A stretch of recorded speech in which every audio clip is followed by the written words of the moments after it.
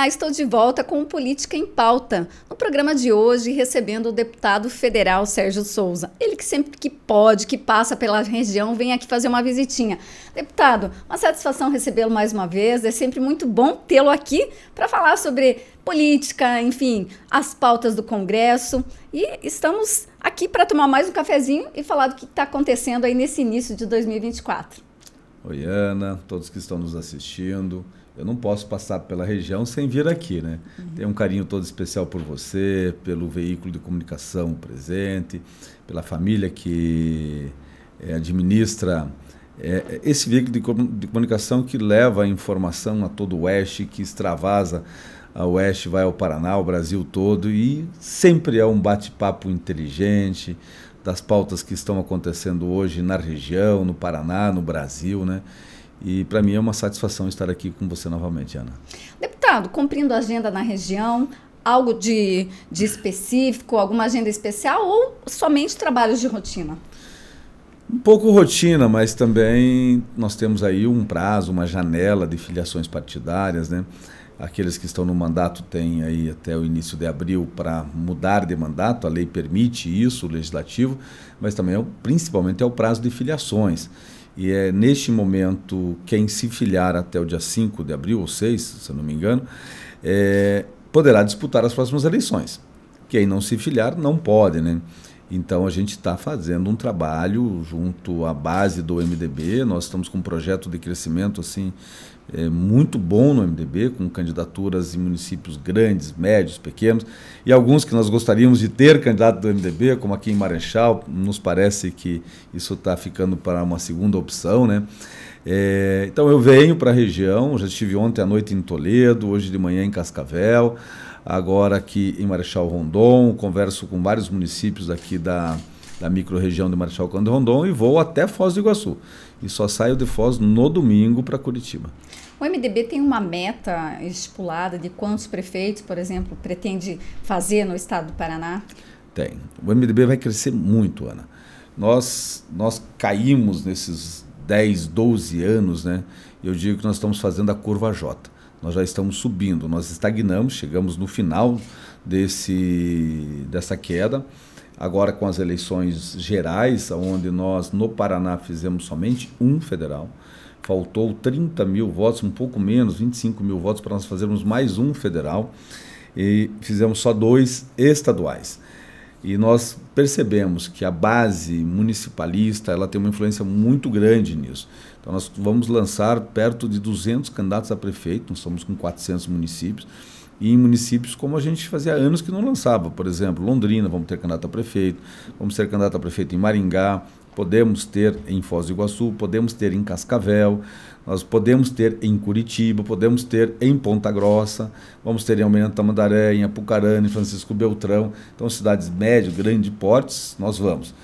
Nós, aparentemente, no Oeste, não teremos candidato em Toledo, né? O Beto Luniti, que era nosso parceiro do MDB, ele vai ao PSDB, numa articulação toda política com o governo do Estado, mas o MDB estará na base e terá a maior chapa de vereadores, com chance de fazer o maior número de vereadores, e não quer dizer que depois o Beto não possa voltar lá na frente para o MDB, ele é um MDB raiz, né? Em Marechal Cândido Rondon, né, Ana, você conhece melhor do que eu aqui os bastidores, o MDB está numa cruzada junto com outros partidos para que a gente tenha uma aliança, um grupo grande para ganhar as eleições em Marechal Cândido Rondon. Tem nomes como o do Arion, que a gente tem colocado de possível apoio do MDB, tem nomes como o do Moacir Freures, que é o ex-prefeito, que pode ser candidato pelo MDB, tem a Maria Cleonice, que é uma pessoa que conhece como ninguém Marechal e a parte social, que nós podemos oferecer o nome dela numa chapa de majoritária. Está bem consolidada a nossa chapa de vereadores. Vamos ter candidato em Santa Helena, o Edson vai ser o nosso pré-candidato, mas vai ser o nosso candidato. Lá o Michael Gasparini em Itaipulândia, em Quatro Pontes. Temos chances de ter em Pato Bragado, em Entre Rios. Isso tudo do MDB, né? Lá em São Miguel já temos o prefeito, o Mota, e vamos à reeleição com o Mota. Então nós vamos ter muitos candidatos na região oeste e isso se replica para o Paraná. Hoje nós temos 23, 25 prefeitos, alguns saíram, outros entraram. não tenho os dados corretos aqui, mas nós podemos chegar a 60, 70 prefeitos nessas eleições e triplicar também o número de vereadores no estado do Paraná. Isso vai nos dar um tamanho diferenciado para chegar em 2026, quando das discussões das eleições majoritárias, das eleições gerais no país.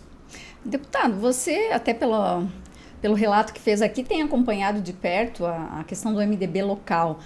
Há poucos dias tivemos o Juca saindo do partido, deixando a presidência, que foi assumida pelo vereador Moacir, esse prefeito. E a gente tem acompanhado assim, que o MDB tem feito um trabalho no sentido de tentar emplacar a Maria Cleonice como vice na chapa do Arion. Moacir fez algumas declarações aí na semana passada, após a saída do Juca da presidência e tal. Mas a gente vê que não está muito fácil esse processo. Você acha que o MDB, nesse momento, ele está perdendo, até porque sempre esteve na majoritária, sempre esteve na cabeça de chapa, e até esse momento, nesta eleição, não está em nenhuma majoritária? Olha, Ana, assim, a gente tem que olhar o tamanho do MDB em Marechal Cândido Rondon. É o maior partido de Marechal Cândido Rondon, é o partido com maior adeptos, filiados, pessoas que votam porque vão digitar o 15 nas urnas. A gente sabe a importância que tem o MDB no oeste do Paraná, na questão de fronteira, lá atrás da ditadura, da retomada da democracia. O MDB sempre teve à frente dessas grandes causas em Marechal Cândido Rondon, no oeste do Paraná. Eu acho que o MDB tem peso e tem estrutura para oferecer uma composição de chapa majoritária. Se entendermos que é melhor uma aliança, vamos fazer uma aliança para podermos ganhar as eleições. Mas se entendermos que podemos compor numa chapa majoritária e oferecer um nome a vice, podemos avançar nesse sentido. Mas eu acho que o MDB não pode ficar de fora da chapa majoritária. Eu vim hoje a Marechal para conversar com o nosso grupo político para colocar isso, que nós do diretório estadual, do Diretório Nacional, nós estamos trabalhando pelas candidaturas próprias do MDB em todo o país, quando não der para ser o candidato a prefeito, o candidato a vice, principalmente em municípios como Marechal Cândido Rondon, onde o MDB tem uma história na construção desse município. Eu vindo para cá, conversava com Ademir Bier, que é MDBista, que foi prefeito aqui, que foi deputado estadual, também dizia ele que a nossa meta é vir na região para conversar com os nossos amigos, sem impor nada, mas colocando as condições que o partido pode oferecer a uma chapa majoritária para nós avançarmos e ajudarmos o município, porque o MDB pode oferecer muito. O MDB hoje ele está em um outro patamar. O MDB de 4 anos atrás era um MDB de oposição ao governo do estado. Isso trazia dificuldades de formar quadros, muitos saíam para disputar em outros partidos porque era incentivado a isso. O MDB nacional estava passando por um momento de dificuldades, o MDB nacional cresceu muito nos últimos anos, em número de deputados federais, em número de senadores, em número de governadores, prefeitos de capitais. Por exemplo, temos o prefeito de São Paulo, que vai à reeleição com chances reais de ganhar a eleição. Temos 3 governadores hoje no Brasil. E o MDB na Câmara, nós já estamos com 47 deputados federais, nós tínhamos 32 na legislatura passada, então a gente está num tamanho muito diferente. Eu faço parte da Executiva Nacional, sou da Executiva Estadual e tenho essa missão de vir à base, conversar com os amigos, sem impor, mas dialogar na convergência de termos candidatura própria. Você acredita que, em não sendo possível encaixar a Maria Cleonice ali junto na chapa do Arion e tal, que seja ensaiado algum movimento do MDB lançar uma candidatura própria? Bom, como se fosse uma terceira via? Perfeito. A conversa que nós vamos ter hoje, e vamos ter ela até o final do prazo de filiações, e mesmo depois, porque são vários momentos que vão acontecer até a eleição. Um é esse movimento agora de filiações partidárias, quem sai, quem entra, janela, tal. Se você não estiver filiado, você não disputa a eleição, né? E o outro é o que vai acontecer a partir da primeira semana de abril até o momento das convenções, que vai acontecer lá em julho e agosto.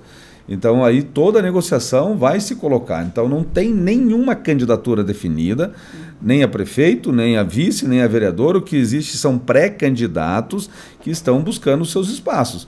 e o MDB tem condições de construir, até o momento das convenções, uma candidatura própria a prefeito, e se for um entendimento que uma coalizão de partidos para buscar a eleição mais segura, também participar de uma majoritária, abrindo mão da candidatura a prefeito. Mas ficar fora da majoritária, nós não cogitamos.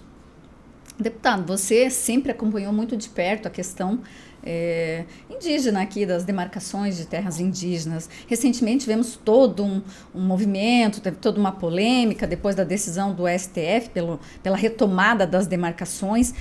Você tem acompanhado como é que está agora? Eu sei que, por exemplo, a FAEP entrou na justiça contra, né, pedindo para que cessasse esse processo de continuidade de demarcação.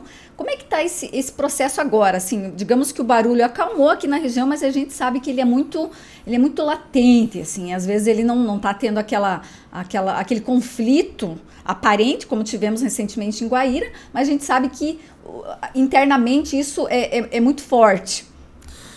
Ana, muito boa a sua colocação, porque parece que as coisas estão mais calmas, não estão.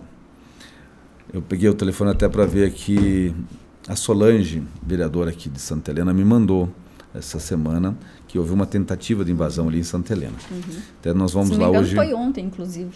Isso mesmo. Nós temos que tomar todo o cuidado, porque uma vez que invadiu, para você tirar é um problema. Então não podemos deixar de invadir, temos que chamar o pessoal da segurança pública, a polícia, o governo do estado, a sociedade. E não é que nós somos contra o índio, não, muito pelo contrário. Eu acho que todos nós crescemos, né, aprendendo a cultura do índio, respeitando o índio, desde na escola, todos fazíamos trabalhos nesse sentido, tem um dia específico para nós homenagearmos ele, é um ser humano como nós. A opção religiosa dele nós respeitamos, até mesmo porque o nosso país é laico, os costumes nós respeitamos, nós achamos que de fato eles têm direito a territórios, só que o Brasil é um país continental, e aí você também tem que respeitar o direito dos outros, não é só o direito do índio. A Constituição, ela coloca lá no artigo 1º, mas no artigo 5º, por exemplo, que o direito à propriedade, o direito à vida, independente, ela não distingue se é índio, negro, branco, velho, novo, criança, se é pobre, rico. A Constituição não distingue. Todos nós somos iguais perante a lei e, ao meu ver, também perante Deus.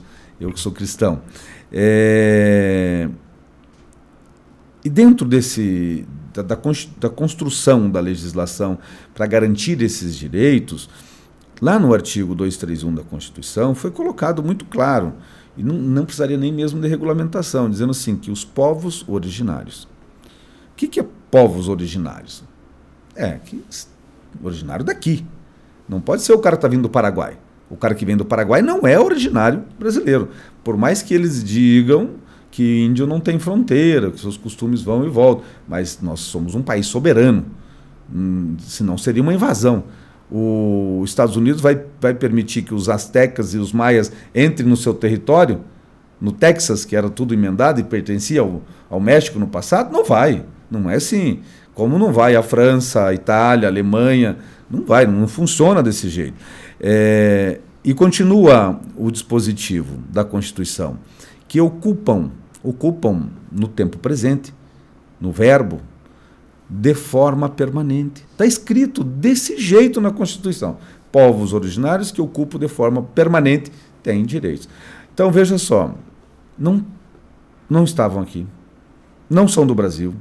E aqueles que são índios, de fato, e estão ocupando essas áreas, eles vieram de outras regiões, não são originários.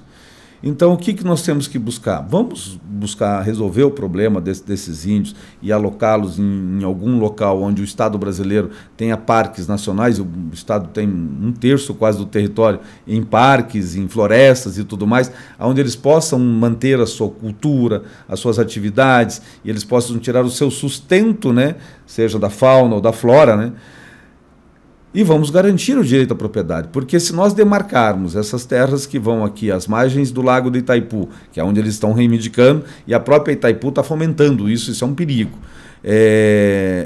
nós vamos ter que realocar produtores rurais que têm um alto valor agregado que eles produzem. E os índios não vão sobreviver, porque eles não vão cultivar como o produtor rural cultiva, eles não têm a caça, eles não têm a pesca para sobreviver para isso. Então, para que é? É só porque no meu antepassado, em algum momento, passou aqui e eu fui morar no Paraguai há 2000 anos atrás. Não, gente, não é assim. E os outros 202, 201 milhões de habitantes brasileiros, quais são os direitos deles? Qual é a diferença? Então, o nosso dever, Ana, no Congresso Nacional, é fazer valer a lei, a Constituição. Nós não somos o guardião da Constituição, que é o Supremo. Nós não concordamos com a decisão do Supremo quando anula uma decisão judicial a revelia de uma lei que o Congresso aprovou. O Congresso aprovou, o Poder Executivo não concordou, é prerrogativa dele vetar. Só que quem dá a última palavra, está lá escrito também no artigo 1º da Constituição, é o povo brasileiro. E a representação do povo brasileiro está no Congresso Nacional. E o Congresso derrubou o veto e promulgou a lei. E a lei está vigente, ela vale. Nós fizemos uma audiência essa semana no Senado Federal, na Comissão de Agricultura, por indicação do senador Sérgio Moro. Eu estive lá presente na audiência, estiveram personalidades aqui do Paraná, como da FAEP, prefeitos, e também o pessoal da FUNAI, vários técnicos da FUNAI, e a gente viu nas explicações, não, porque a nossa portaria, porque o nosso decreto, porque o nosso... É um absurdo. O que é portaria? De onde é que surgiu portaria? Portaria, minha gente, é a lei do porteiro. Portaria do prédio, portaria da empresa, é a lei do porteiro, é ali naquele âmbito da atuação dele, ele cria umas regras, não entra, pode ficar lá, não entregou o crachá, não tem a senha, não vai entrar, é a lei do porteiro.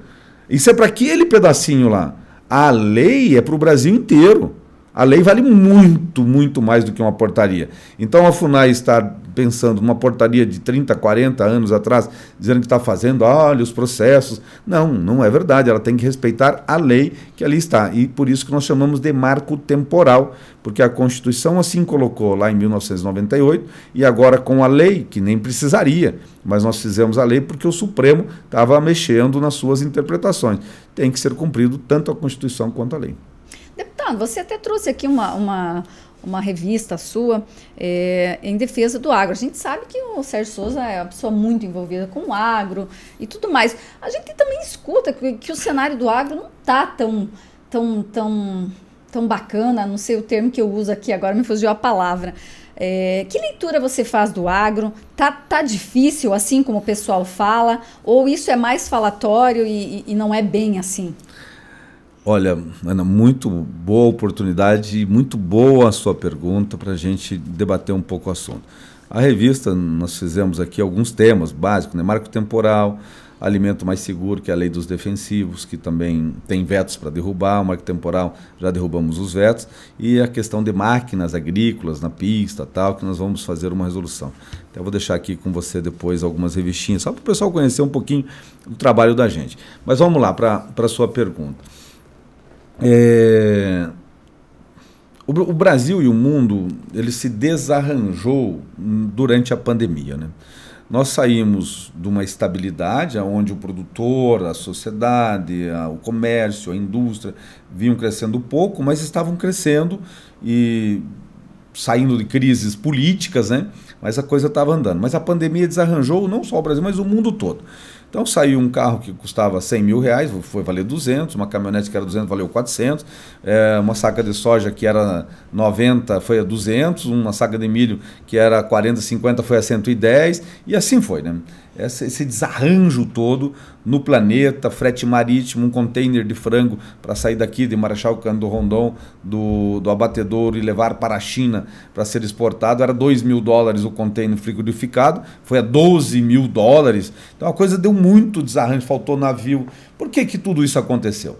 Porque quando o mundo decidiu que para controlar a pandemia precisava segurar as pessoas, nós ficamos dentro de casa, né? Quem não ficou dentro de casa pelo menos uma semana, 2, 30 dias, sendo contra ou a favor, mas com medo do invisível, do vírus que estava lá no Rio de Janeiro ainda, mas nós já estávamos nos trancando aqui em Marechal Cândido do Rondon, né? Você veja, e agora com a dengue, né? Parece que a gente esqueceu um pouco a responsabilidade que a gente tem de se cuidar, né? E quando nós nos trancamos dentro de casa, e as ações dos governos, falando assim, ó, restaurante tem que fechar, não pode ter festa de formatura, de casamento, não pode ter show, tem que os bares, essa coisa toda, os aviões, os hotéis, né? Isso, o número de serviços, que é o maior percentual do PIB desse país, isso foi achatado, muito. Quando achatou esse mundo, o que as pessoas fizeram? Deixaram de consumir serviço, passaram a consumir bens. Então, pela internet, comprando no mundo inteiro, né? Ah, eu vou trocar meu sofá, e o governo veio e deu dinheiro para o povo, né? Vocês lembram bem? O auxílio emergencial, né? 1.200, às vezes um pouco mais, aquela coisa toda, dinheiro para as prefeituras, dinheiro para o Estado. Abrimos o orçamento para fomentar a economia naquele momento, permitindo ao governo que emitisse títulos e tudo mais, o governo do Bolsonaro naquele momento, deu a inflação. E faltou produtos no mercado e desarranjou toda essa questão da logística mundial e do ponto de vista de segurança alimentar. Nós tínhamos naquele momento, por exemplo, vou falar do Brasil, 70% da safra comercializada, com contratos. 30% tão somente para se comercializar. E o mundo querendo garantir a sua segurança alimentar, pensando, e se esse negócio demorar 5 anos, 2 anos, como é que eu vou fazer para alimentar o meu povo, minha gente? Foi no mercado comprar. E quando foram comprar tudo isso, só foi subindo. Desarranjou. O produtor rural, ele olhou e falou assim, eu fiz contrato a 90, mas a soja foi a 200. E eu tenho que entregar, porque ele tem contrato, tem responsabilidade, tudo, mas entregou a soja para a cooperativa, para a trade, para a cerealista a 90, porque ele tinha um contrato, e vendo lá no painel a soja a 200. No ano seguinte, o que ele fez? Não vou fazer contrato. E ele não quis fazer contrato a 165. Quando ele colheu a safra, estava 145. Se ele demorou um pouquinho para vender, chegou a 120, 130. Aí ele pensou, não, mas abaixou demais. Nessa safra agora, 22, 23, ele falou, não vou fazer contrato de novo. E não fez. Nós temos 70% da nossa safra ainda para ser comercializada. Mesmo que quase no final já da colheita, faltando algumas poucas regiões aí do Brasil. A soja baixou para 100. Você vê que loucura isso. Mas está voltando a 100, que era o preço de 4 anos atrás. Média de $11, o bushel, hoje está quase 12. Eu não vi hoje como é que abriu o mercado ainda. Então está voltando os preços à normalidade. Só que quando o produtor foi plantar, ele pagou no custo lá em cima de 140 a saca. E ele teve problema de quebra de safra. Então vamos lá. Onde é que vai vir a crise no agro? Primeiro, nós vamos colher em torno de 25 milhões a menos de toneladas de grãos do que nós colhemos no ano passado. Perto de umas 7, 8 a menos de soja, talvez chegando a 10, e o restante de milho e assim por diante, né? Você imagina o tamanho da logística que vai deixar de ser utilizada para transportar 25 milhões de toneladas a menos. Um navio dos gigantes que leva para a China vai 50 mil toneladas. Um navio. Um caminhão, ele quando vai aqui para Paranaguá, ele vai levar mais ou menos umas 40 toneladas. Nós estamos falando em 25 milhões de toneladas. Isso sai do campo, a máquina colhe, põe num caminhão, o caminhão carrega até uma indústria de secagem, um de recebimento, que vai para o secador, que depois sai, vai para o armazenamento, que depois vai para o caminhão, vai para a fábrica. Só essa cadeia, o impacto que vai ter na economia. Depois disso, o produtor não colheu a safra cheia. Então, ele vai meio que empatar. Só que o impacto do preço é muito grande. Ele vendeu a safra passada a 150, essa a 100. Uma diferença gigante no PIB agropecuário. O PIB brasileiro fechou em 2,9 no ano passado e o PIB agropecuário fechou em 15 positivo, um pouquinho mais de 15 no ano passado. Só que ele tem dentro do PIB brasileiro, sozinho, mais de um desses 2,9. Quase 1,5. Quase a metade do impacto do PIB nacional veio do agro. E o agro não vai dar esse retorno, porque vai decrescer, é natural, tá? Estão aí os números. Num segundo momento, o produtor rural vai pensar o seguinte, não é hora de eu comprar uma máquina. Vou ficar com a minha. Ele não vai na loja. A loja não vai vender, não vai na fábrica. A fábrica não vai fabricar, não vai pedir os insumos, aço, conectores e assim por diante. Isso vem uma recessão que vai chegar nos grandes centros. Cidades como Marechal Cândido Rondon é uma cidade que tem agricultura muito verticalizada, tem muita indústria, suínos, leite, aves, peixe, então sofre menos. Mas aonde você é dependente tão somente de grãos, vai sofrer muito mais. E a grande maioria das cidades do agro brasileiro só são grãos. Ou pecuária, né? Pecuária também caiu, do bovina caiu bastante. Então você veja o seguinte, o produtor não comprando, o comércio não vai vender. O comércio não vendendo, a fábrica não vai fabricar. E se não houver essa circulação de bens e fabricação, não vai gerar impostos, vai diminuir a arrecadação. E municípios que têm um impacto muito grande do agro dentro dele, do comércio de máquinas, insumos e tudo mais, vai ter recessão. Na minha opinião, está chegando, está se aproximando no país, no Brasil, uma recessão dentro do Estado brasileiro, dentro dos estados produtores do agro, e isso vai refletir também nos grandes centros. Isso, a gente imaginando, como você falou, é uma previsão de cenário. Isso agora, para voltar a normalizar, vai tempo. 2, 3 anos. Porque precisa se encaixar. Precisa baixar insumos, o produtor vai demorar um pouco mais para trocar de máquina, só se ele precisar mesmo ou ele estiver extremamente capitalizado. E nós precisamos que o Estado brasileiro, que o governo ache uma forma de prorrogação das dívidas. Porque o produtor não vai ter, na grande maioria, alguns sim, não vai ter como pagar as dívidas de investimento. Ele tem uma parcela de colhedeira, de caminhão, de trator, de pulverizador, de investimento que ele fez, por exemplo, numa leiteria, né? Ele precisa pagar essa parcela e ele não está capitalizado para isso. E os juros estão muito altos. Para ele ir no mercado hoje, buscar os recursos para refinanciar, pode chegar a 20% ao ano. Nós estamos falando de pré-pandemia de juros de 6%, 7% ao ano. Uma diferença muito grande. Deputado, pautas no Congresso. O ano legislativo começou há pouco tempo. Como é que está a previsão para 2024? Desafios, algumas prioridades na Câmara, especificamente falando? Nós estamos assim com pautas muito pontuais na Câmara dos Deputados, no Congresso como um todo. Por exemplo, voltando muito para essa base de combustível verde, de combustível do futuro. Nós aprovamos essa semana na Câmara um novo marco legal para isso, nos avanços de biodiesel, de etanol. Estamos indo também para a questão do nitrogênio verde, tem a questão da indústria ligada ao metano, buscando uma nova fonte de renda principalmente nessa região aqui, vai ser fantástico o que nós estamos imaginando, é uma nova fonte de renda para o produtor rural, porque o produtor rural hoje ele está olhando assim já, ó. Espera aí, eu planto soja, milho, tal, feijão, arroz, sei lá, mas se eu colocar aqui na minha propriedade painéis elétricos e eu puder vender a energia elétrica, é mais uma fonte de renda mensal. Se eu tenho minha pocilga, eu tenho dejetos, que não tenho mais aonde alocar no campo. Se eu conseguir transformar isso em energia, como muitos já fazem na região, é mais uma renda que eu tenho, além daquela que... Como é que quer ver? Alguém até me disse esses dias que a porcaria virou mercadoria.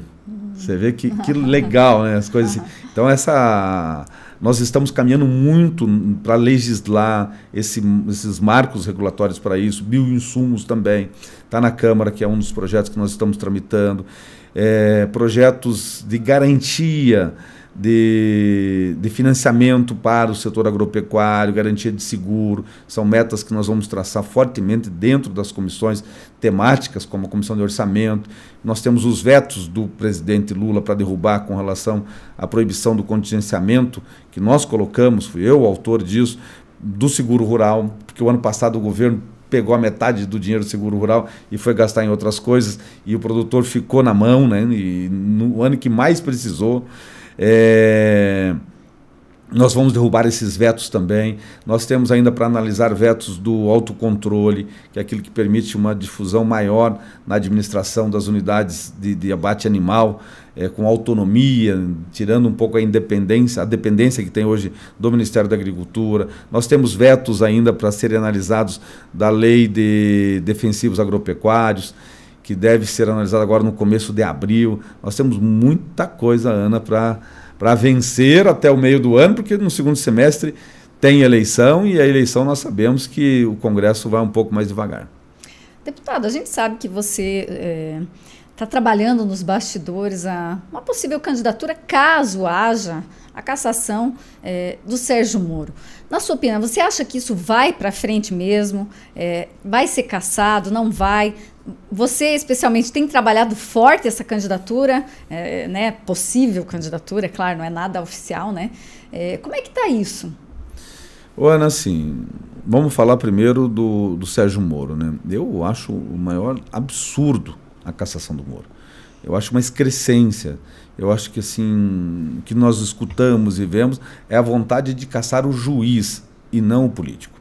E a Justiça Eleitoral tem que julgar o político dentro do processo dos fatos que ali estão, e não o juiz. E nós percebemos nos bastidores da política que essa é a vontade. O Moro lá atrás, na Lava Jato, ele prejudicou A ou B, pois não sei quem na cadeia, ficou não sei quantos meses, anos. Então, não, vamos... Hoje está se desfazendo, né? Está desmoronando toda a Lava Jato e voltando tudo. Parece que aquilo foi tudo uma fantasia, um filme. E nós sabemos que ali, se não a totalidade, mas grande parte, era muita verdade, né?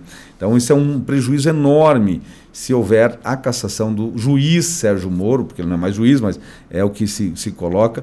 E do ponto de vista de mérito, eu não conheço detalhadamente o projeto, o processo dele, mas o fato principal seria a somatória dos recursos que ele gastou na pré-campanha presidencial, ainda lá pelo Podemos, e somando-se a candidatura dele ao Senado, que somando as duas extrapolaria o teto de gasto e haveria aí abuso de poder econômico. Eu acho um absurdo. Não se comunica e de forma alguma o Moro teria se beneficiado da exposição dele como pré-candidato, e isso teria dado a eleição para ele a senador do Paraná. Ele ganhou isso sozinho, né? Paraná, você veja só, um estado extremamente conservador, com pessoas de direita, de esquerda, muito mais à direita do que de esquerda, mas aqui, por exemplo, o PL não fez o seu senador.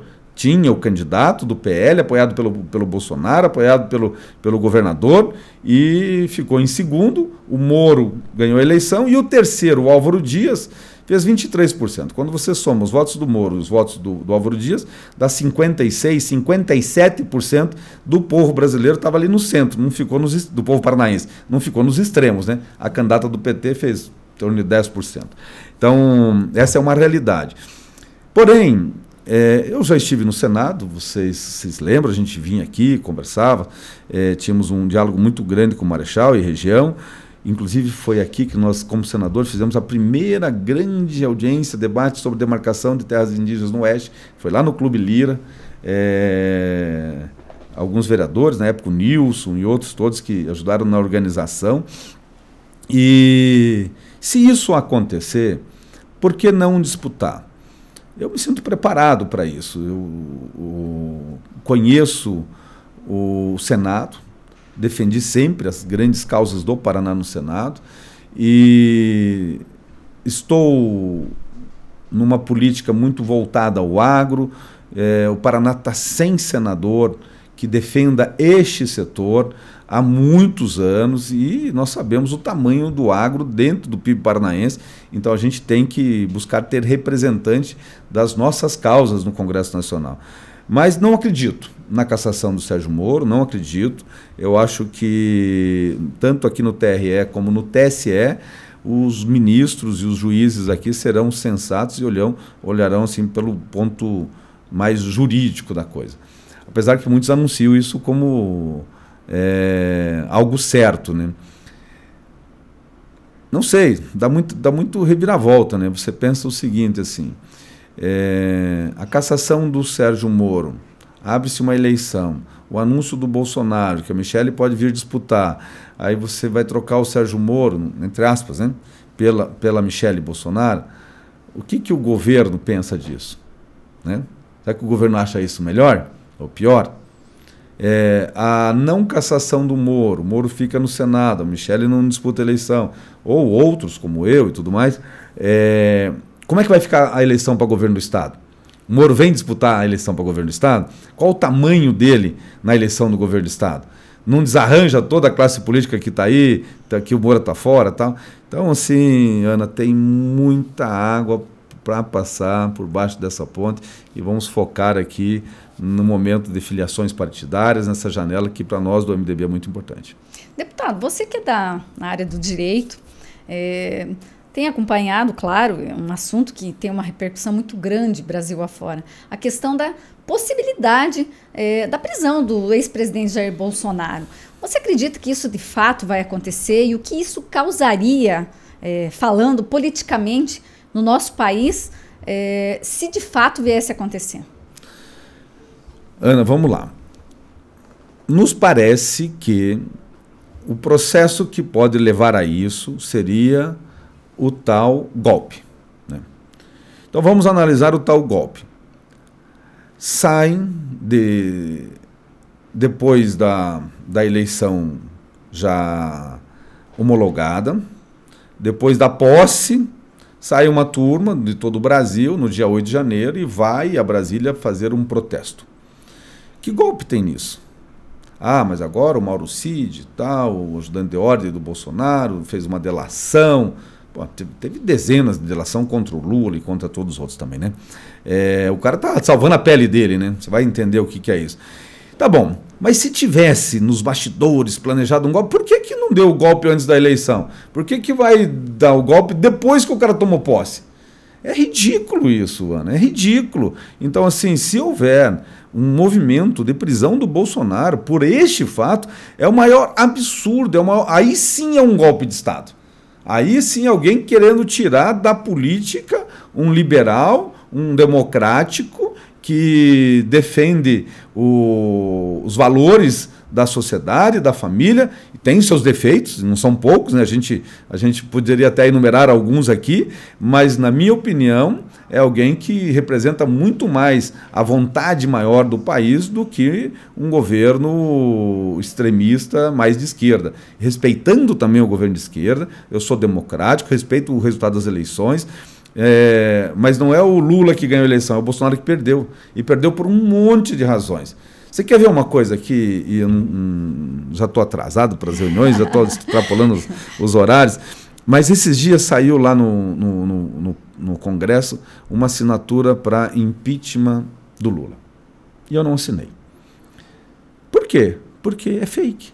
Porque não existe lista de parlamentar para pedir impeachment de presidente da República. Como não existe lista de vereadores para pedir a cassação do prefeito. Qualquer cidadão brasileiro, estando quites com a justiça eleitoral, pode fazer isso.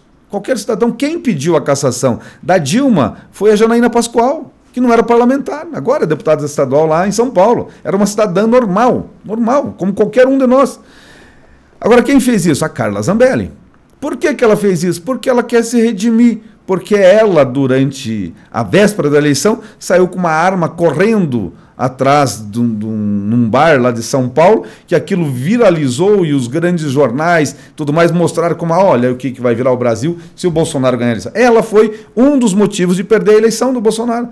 E agora o que ela quer? Ela quer números nas redes sociais dela. Ela quer gente, ela quer garantir. Eu não sou contra isso, não. Pode continuar fazendo assim, mas não me use para isso. E depois saiu até um bannerzinho, né, circulou em todos os WhatsApps, assim, os que assinaram contra o impeachment. Meu Deus do céu, gente, não tem nem assinatura para impeachment. Como é que vai ter assinatura contra o impeachment?